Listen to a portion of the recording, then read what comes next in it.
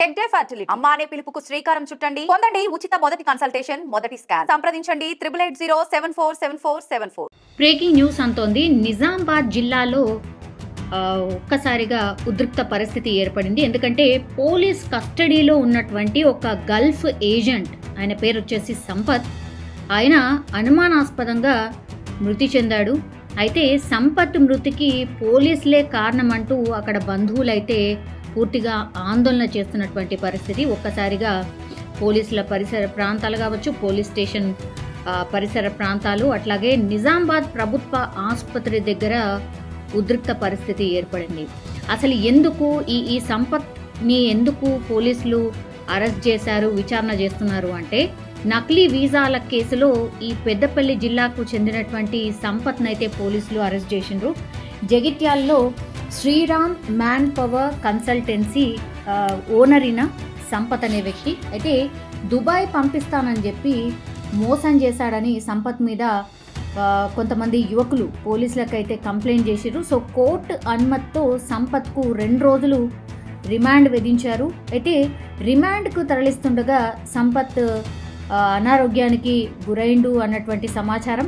So వెంటనే ఆయనని నిజామాబాద్ ప్రభుత్వ ఆసుపత్రికి కూడా తరలించడం అయితే జరిగింది. అక్కడ చికిత్స పొందుతూ అంటే డాక్టర్స్ దగ్గరికి వెళ్ళి ఏమవుతుంది ఏంటి అనేది చెప్తున్నటువంటి క్రమంలోనే పోలీసులు చెప్తున్నటువంటి మాట అది.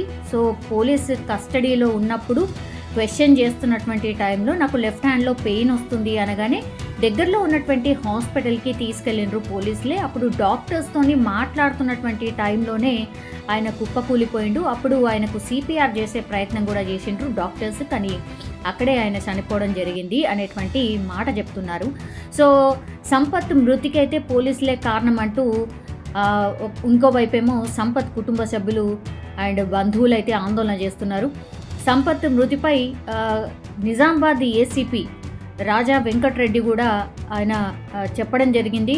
సంపత్ ఆసుపత్రిలోనే కుప్పకూలిపోయిండు, చనిపోయిండు, వైద్యులు కూడా చూశారు అది.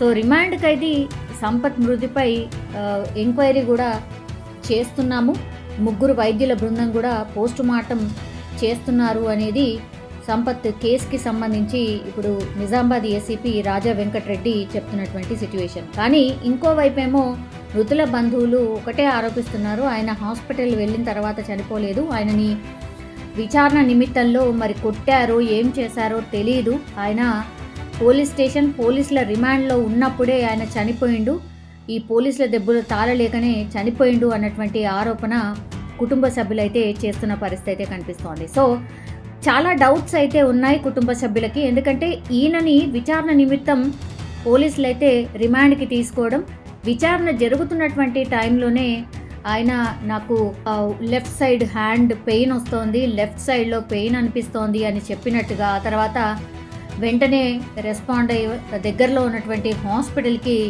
తీసుకువెళ్ళినప్పుడు డాక్టర్స్తోని మాట్లాడుతున్నటువంటి టైంలోనే కుప్పకూలిపోయిండు, అది వైద్యులు కూడా చూశారు, డాక్టర్స్ కూడా చూశారు అన్నటువంటి మాట ఇప్పుడు నిజామాబాద్ ఏసీపీ రాజా వెంకటరెడ్డి చెప్తున్నటువంటి పరిస్థితి అయితే కనిపిస్తోంది. కానీ నిజాలు ఏంటి, పోలీస్ స్టేషన్లోనే చనిపోయాడా అంటే లాకప్ డెత్తా, లేదంటే ఇప్పుడు ఏసీపీ చెప్తున్నట్టుగా డాక్టర్స్ దగ్గరికి వెళ్ళి డాక్టర్స్తోని మాట్లాడుతున్నటువంటి టైంలో కుప్పకూలిపోయాడా?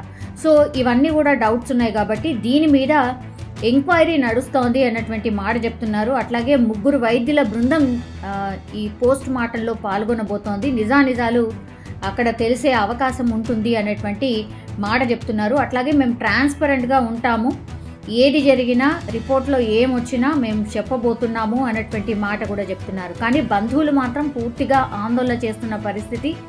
మీరే చంపేశారు అంటూ పోలీసుల మీద ఆరోపణలు చేస్తున్న సిచ్యువేషన్ అయితే కనిపిస్తోంది. జస్ట్ ఈయన వీసాల అంటే నకిలీ వీసాల ద్వారా ఈయన ఒక కన్సల్టెన్సీ నడుపుతూ దుబాయ్కో లేకపోతే పని ఎవరికైతే కావాలో అన్నటువంటి యువకులు ఈయనని ఎవరినైతే ఆశ్రయిస్తారో ఈ సంపత్ అనే వ్యక్తి వాళ్ళని పూర్తిగా అంటే మాటల్లో పెట్టి వాళ్ళకి ఏదో ఒకటి చెప్పి నీకు వీసా ఇప్పిస్తాను, నిన్ను దుబాయ్ పంపిస్తాను, ఇంకో ప్లేస్కి పంపిస్తాను అంటూ మాయమాటలు చెప్తూ కొంతమంది యువకుల దగ్గర డబ్బులు తీసుకున్నాడు. ఆ తర్వాత జాబు లేదు, ఏం లేదు, మోసపోయాము అనేటువంటి కంప్లైంట్ అయితే పోలీసులకు రావడం, ఆ తర్వాత పోలీసులు ఈయనని 2 రోజుల పాటు రిమాండ్కి తరలించడం, రిమాండ్లో ఉన్నప్పుడే ఈ ఇన్సిడెంట్ జరగడం. సో చాలా అనుమానాలు అయితే వస్తున్న పరిస్థితి అయితే కనిపిస్తోంది. దీని మీద పూర్తి స్థాయిలో ట్రాన్స్పరెంట్గా ఎంక్వైరీ జరగాలి అనేటువంటి మాట మాత్రం స్పష్టంగా వినిపిస్తోంది. గతంలో కూడా ఒక 2-3 ఇన్సిడెంట్స్లో ఇట్లనే పోలీసుల రిమాండ్లో ఉన్నటువంటి ఖైదీలు చనిపోయిన పరిస్థితి. సో ఇట్లా నిజంగా లాకప్ డెత్తా లేదంటే అంటే ఇప్పుడు హాస్పిటల్కి అస్వస్థత వల్ల హాస్పిటల్కి తరలించిన తర్వాత అక్కడ ఏదైనా జరిగిందా అనేది తేలాల్సిన అవసరం అయితే కనిపిస్తోంది.